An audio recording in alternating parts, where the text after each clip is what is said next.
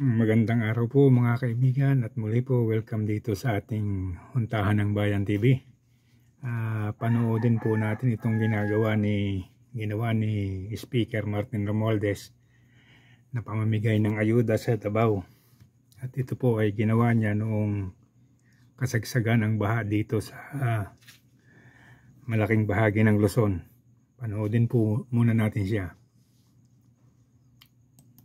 Po, 3,000 kayong beneficiaryo, makatanggap kayo ng 5,000 pesos cash at 5 kilong gas.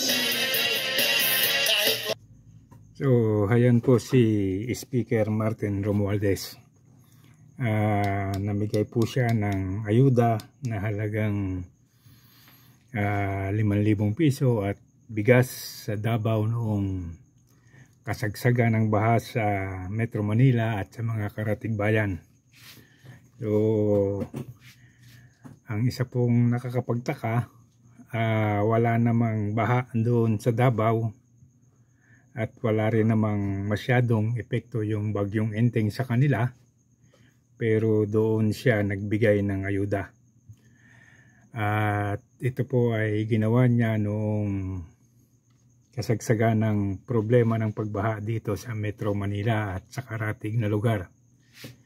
So, kung atin pong iisipin, medyo hindi parang, kaya talagang hindi tama.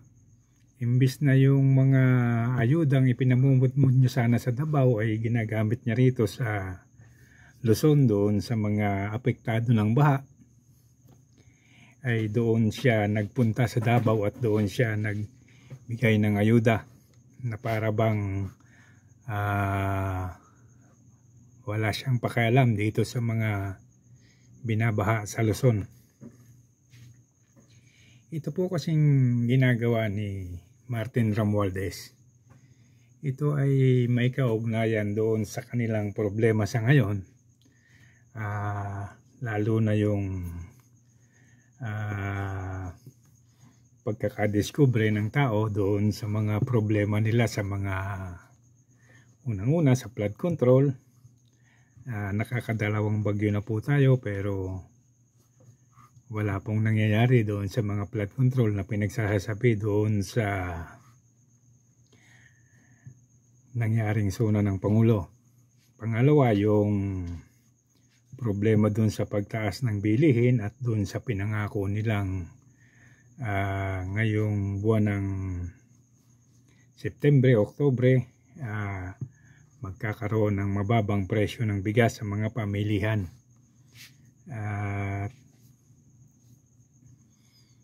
Mangyayari daw po yan sa bansa, pero hanggang sa kasalukuyan wala pong nangyayaring ganyan. At ang nakakapagtaka pa, parang imbis na solusyonan nila yung problema, parang pinaglalaruan na lang nila yung taong bayan. Kung tutuusin po kasi, yun namang mga pinamimigay na ayuda na yan, hindi naman nila pera yan. Yan po ay galing din sa taong bayan. Yan po yung mga tax na binabayad ng mga manggagawa sa gobyerno. So, kung atin pong pagdudugtong-dugtungin, itong ginagawa ni Martin Romualdez, ito po ay may kaugnayan sa nalalapit na eleksyon sa 2025. Kasi po ganito ang sitwasyon. Sa Davao ngayon, may problema doon sa Kingdom of Jesus, KOGC o Kingdom of Jesus Christ ni Pastor Kibuloy.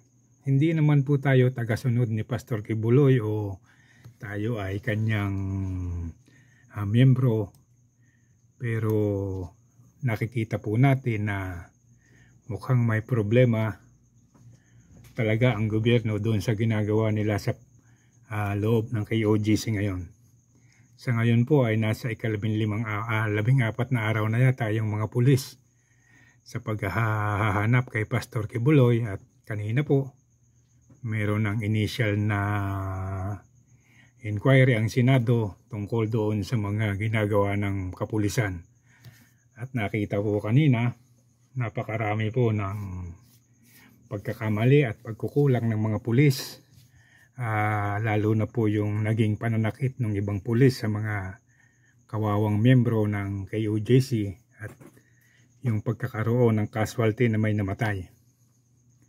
So kung atin pong pagdudugtungin, itong ginagawa ni Tambaloslos ngayon o ni Martin Romualdez ay pinipilit niyang magkaroon ng magandang pundasyon o magandang pananaw sa kanila ang mga tao sa Davao. Kasi kahit pa sabihin na dinudumog siya ng mga tao tuwing namimigay siya ng ayuda, naturalmente po yon. Kasi talagang kailangan naman ng tao ang pera at kung libre namang ibibigay yan, tatanggapin talaga nila yan. So ang isa pong masakit ay ganito. Alam na ng mga tao ang problema nila. Alam na rin ng mga tao yung nangyayari sa KOJC at yung panggigipit ng mga kapulisan sa mga miyembro at sa panghihimasok nila doon sa compound at yung paghuhukay doon sa tunnel na lumabas na talagang kagagawan talaga ng mga pulis at nung kanilang major na si Torre ay napatunayan pong totoo. So ito po ang isang pinipilit na baguhin ni Martin Romualdez. Gusto niya sa kabila ng mga pangyayari may matanim sa isip ng mga taga Davao na sila ay mabubuting lingkod ng bayan, na sila ay makakatulong at sila ay para sa bayan talaga.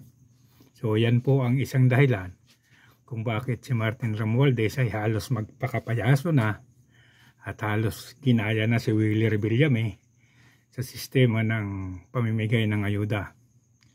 O lumalabas po na siya ay isa laang nagiging katawa-tawa at para bang wala na sa, sabihin na natin parang nawawala na sa katinuan. Kasi po si Willie Rebillame, trabaho naman niya yan at diyan siya nagumpisa, diyan siya nakilala sa pagiging komedyante at pagiging host at sa pamimigay ng mga premyo na para sa mga tao.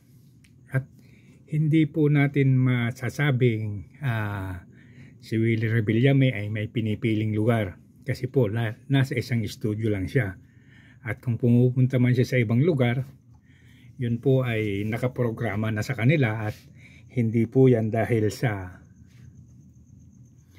anumang sistema ng politika. At isa pa po, si Willie Rebillame ay yan ang kanyang trabaho.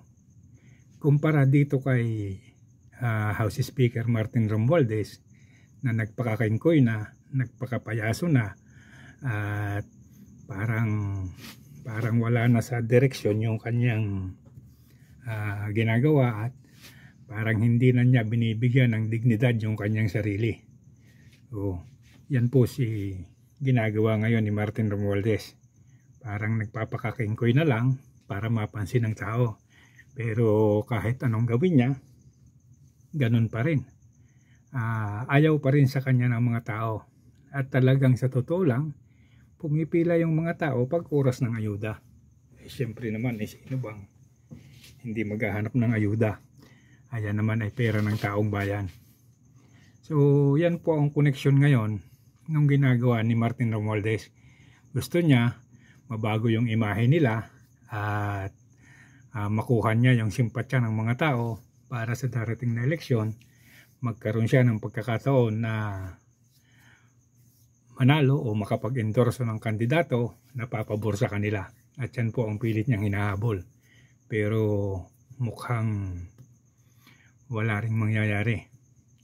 Kasi po, doon sa loob ng KOJC, alam ng mga tao, alam ng mga lahat ng nandoon na publiko na ang ginagawa sa kanila ay panggigipit ni Bongbong Marcos at ito pong si Martin Romualdez ay hindi naman natin maitatanggi o hindi naman maikakaila na ito ay isang kamag-anak at isang supporter ni Bongbong Marcos na ang sabi nga po ni Bongbong Marcos ay kanyang secret weapon.